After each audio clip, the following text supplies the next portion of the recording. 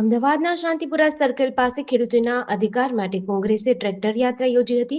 અમદાવાદના શાંતિપુરા ચોકડીથી ગાંધીનગર સુધી કિસાન અધિકાર યાત્રા યોજાઈ. તમામ જિલ્લામાંથી 1111 ટ્રેક્ટર સાથે ગાંધીનગર પહોંચવાનો દાવો. ગાંધીનગરમાં ખેડૂતોની વિશાળ રેલીનું આયોજન કરાયું છે. ખેડૂતોની જમીન હડપ કરાયાના આક્ષેપ લગાવાઈ રહ્યા છે.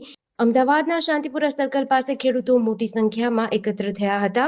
ત્યારે 11 કલાકે શાંતિપુરા ચોકડીથી ટ્રેક્ટર યાત્રાની શરૂઆત થશે. વિવિધ માંગણીઓને લઈને વિરોધ કરવામાં આવ્યો હતો.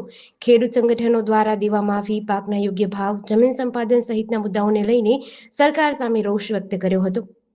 આજે ગુજરાતમાં જો સૌથી વધારે કોઈની ખરાબ હાલત હોય, કોઈની પર અત્યાચાર થતો હોય, શોષણ થતું હોય ને અન્યાય થતું હોય તો જગતના તાત ખેડૂતને થઈ રહ્યું છે.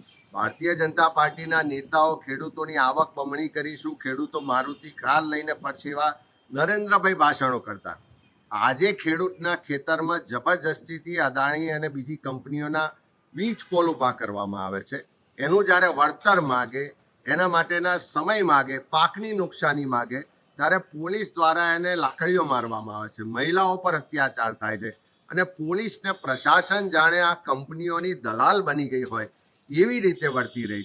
એક બાજુ ખાતર ના મળતું હોય, નકલી બિયારણથી લોકો પરેશાન હોય, મોંઘવારીથી પરેશાન હોય, ખોટી જમીન માપણી થતી હોય, સિંચાઈનું પાણી ના મળતું હોય, પૂરતી વીજળી ના મળતી હોય અને ઉપરથી જમીનોના કબજા લેવા માટે જમીન માપણીના પ્રશ્નો લઈને આ તમામ મુદ્દાઓને લઈને વારંવાર આંદોલનો થયા, વારંવાર રજૂઆત થઈ. રોજ આપણે મીડિયામાં અત્યાચારોના દ્રશ્યો જોઈએ છે, પણ સરકારના પેટનું પાણી હાલતું નથી. અને એટલા જ માટે ગુજરાત પ્રદેશ કોંગ્રેસ સમિતિ, કિસાન સેલ અને બધા જ કિસાન સંગઠનો સાથે મળી અને આ ટ્રેક્ટર યાત્રા લઈને, કિસાન અધિકાર યાત્રા લઈને ગાંધીનગર કૂચ કરી રહ્યા છે. કોંગ્રેસ પક્ષ ખેડૂતોના પ્રશ્નો માટે હંમેશા લડાઈ લડ્યું છે, આવનારા દિવસોમાં પણ લડીશું ને સરકાર જ્યાં સુધી આ ખેડૂતોને ન્યાય નહીં આપે ત્યાં સુધી અમારી આ લડત ચાલુ રહેશે.